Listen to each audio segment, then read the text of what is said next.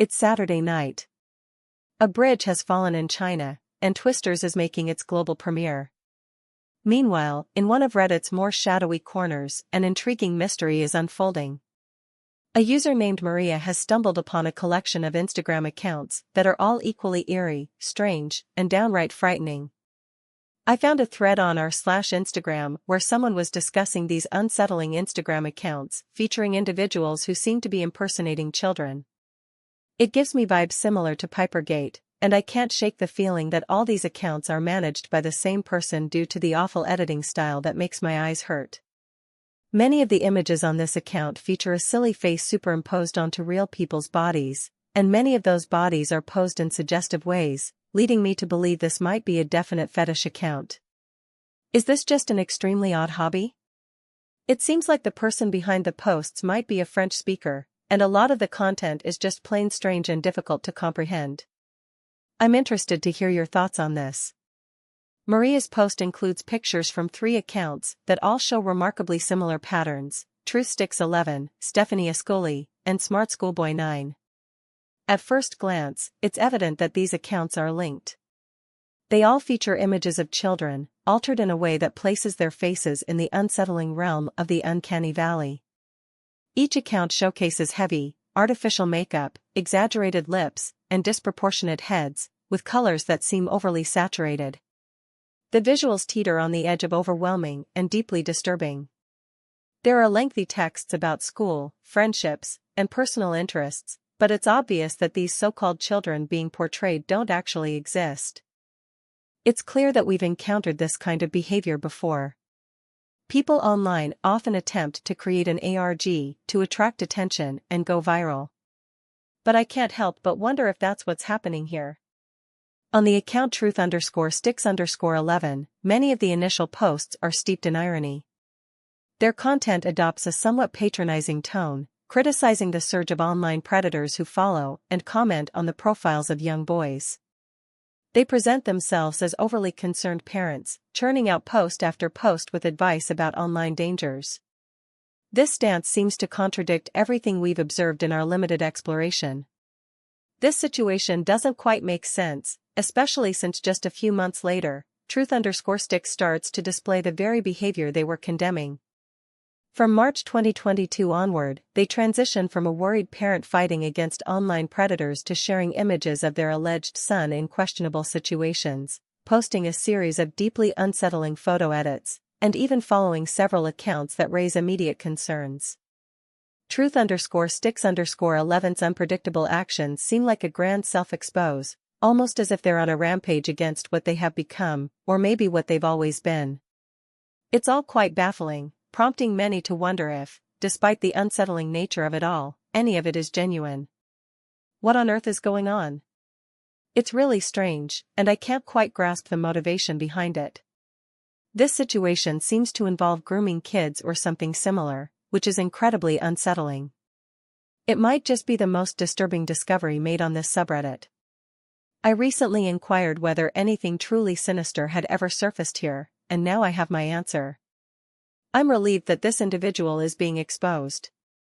If there is any exploitative material linked to their account, as some have suggested, everyone should feel compelled to report it to the authorities. It's no surprise that this post gained significant attention. People rushed in, eager to identify the person behind this and understand the motives. It didn't take long for Reddit users to find other accounts with similar patterns, as TruthSticks and Schoolboy were just the tip of the iceberg. There were also accounts like Schoolgirl Teresa, New Girl 12, Stephanie Stansfield, and many others scattered across different social media platforms. From the outside, with so many accounts involved, it almost seems like a coordinated group effort. They interact with each other, liking each other's posts, and it's hard to believe that one person, like this schoolboy, could manage all of this, especially for something like an ARG. However, that's not entirely the case.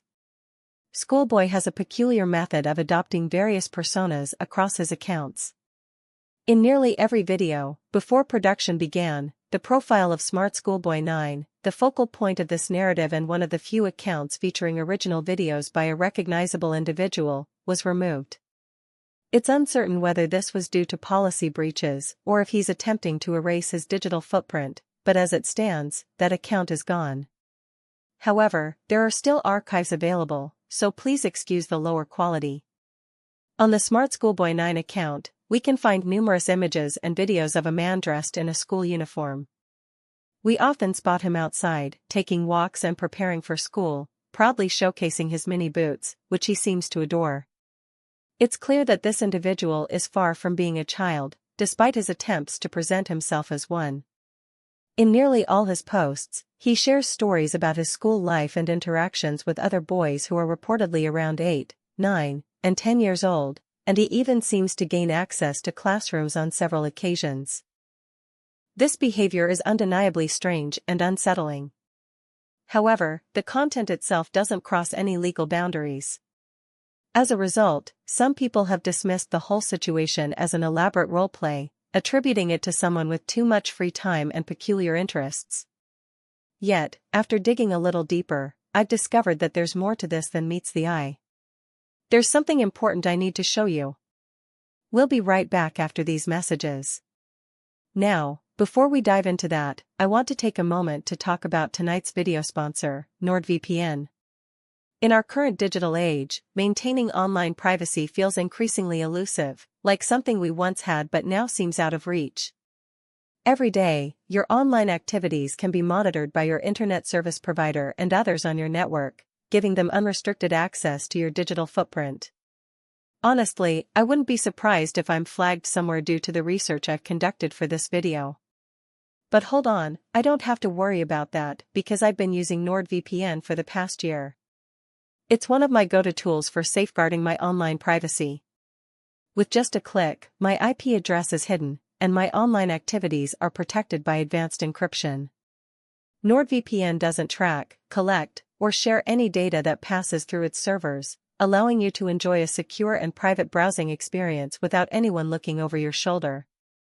You can currently grab a fantastic deal on a 2-year plan by using my link at nordvpn.com/nexpo. This link will provide you with the best offer on NordVPN, and it comes with a risk-free 30-day money-back guarantee. Just remember, that's nordvpn.com/nexpo or click the link in the description below. A big thank you to Nord for sponsoring tonight's video. Now, let's dive back in. In the ongoing online conversation, not much has been mentioned about the account at Stephanie Stansfield. Interestingly, this account is one of Schoolboy's earliest and arguably most unsettling creations. Established in 2019, this individual adopted the persona of Stephanie. Since launching this page, he has also created a Twitter account, a Facebook page, and several other Instagram profiles under this name. While he seems to focus on his other accounts, he has developed a peculiar attachment to this one in particular. Throughout Stephanie's profiles, he can be seen dressing as her, reminiscing about their school days, and, perhaps most bizarrely, revealing a fantasy. What we have here is reminiscent of another Pipergate, Daily Capper, and Stephanie Stansfield. Hi there. From Stephanie Stansfield, me and Morefoot, Milton Keynes, 11 Malawian Kwaches. All set for school. I truly enjoy year 7, and I have a passion for writing poetry. My Morefoot music heart races as I strive to finish my poems when I have an early start. With my heart racing, I blend mixed race rhythms, creating miracles. Rice with rap, and my Kennington, London syllables are on the map. I dance, even though I know my underwear might show if I lean forward, good. Aside from the unsettling focus on spotting a child's underwear, Stephanie also mentions Milton Keynes, a region just north of London in the UK. This, along with the various media he shared, quickly made it clear to observers that this man has been exploring the streets of London for years. This post also includes distinct references to poetry, which we will see again later. When searching for Stephanie Stansfield on Google, we can uncover traces of this individual in the real world. For example, tucked away on a random page of the Kennington Runoff, a news site dedicated to the Kennington area in South London, we find Stephanie commenting on an article about a youth club. Interestingly, their tone here seems a bit more subdued. Are there any rare or unusual images of landing areas, lifts, etc., related to Karen Point, the tower block that stood on Hotspur Street from 1969 until 2000? I've learned about Karen Point's fate but still haven't come across any demolition photos, even on the 20th anniversary of its demolition, or images of the play area that briefly took its place. I appreciate any research into Karen Point. Without any prior context about this person, this comment would seem perfectly ordinary. In a way, it feels like this individual isn't even the Stephanie Stansfield we've come to recognize, the one who shares unsettling edits, pretends to be a child, and crafts riddles and poetry. It's as if the persona has vanished. Part of me wants to believe that this person has no connection to this mystery, but even here, I noticed they couldn't resist. Stephanie Stansfield asked about a play area, a space linked to children. However, any online search for this supposed play area yields nothing. It existed for such a brief time that hardly anyone remembers it was ever there. It was a mere blip in history, so minor and overshadowed by the events that preceded it that it hardly warrants mention. Yet Stephanie remembers it so vividly that they are actively searching for any images of it. This suggests that even back in 2000, this person was lingering around. In the poem, Stephanie mentions someone who allegedly shared details about his childhood in London from many years ago. This person is her half-brother, David, who is old enough to recall those experiences. Meanwhile, on Reddit, users were exploring similar leads. The name David had been making the rounds as a possible suspect for several days, fueled by first-hand stories from individuals who had encountered someone resembling him. Reddit users from his locality recounted experiences with a local character known for dressing like a child, making appearances as far south as London and as far north as Doncaster. Honestly, I was taken aback when I saw this guy mentioned in my city's subreddit. It felt like one of those childhood fears that resurfaces when something jogs your memory as an adult. This goes back about 14 years. I'm now 28, almost 29. He lived in my neighborhood during my last years of secondary school and the early years of college, from ages 14 to 17. He was quite a well-known figure among the locals. There was even a video of him at one point, called Donnie Legend. My brother and I tried to find it today, but no luck. It's probably around 14 to 15 years old, so it might have been taken down. He often wore his school uniform, typically a skirt and boots, but sometimes he donned a suit, looking much like he does in his recent photos, just with a different school uniform. He also carried a small lunchbox with a mirror attached to one side. He would often hide behind trees, observing people through their reflections. He followed children home from school, moving stealthily from tree to tree. There were several instances when he was caught peering into living room windows, leading to confrontations with some residents. My brothers and stepdad had their share of run-ins with him. My stepdad and mom, in particular, felt uneasy living on the same street as him, especially given how close he was to the local school, just a quick 50-second walk away.